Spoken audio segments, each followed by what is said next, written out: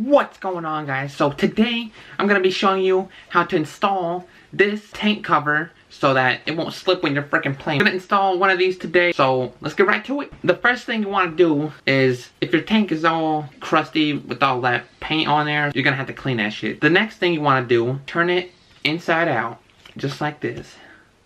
And now just grab your tank, kind of just put it towards the middle, try to put it on inside out, just like that, and just pull it. I want to keep on pulling it, and there we go.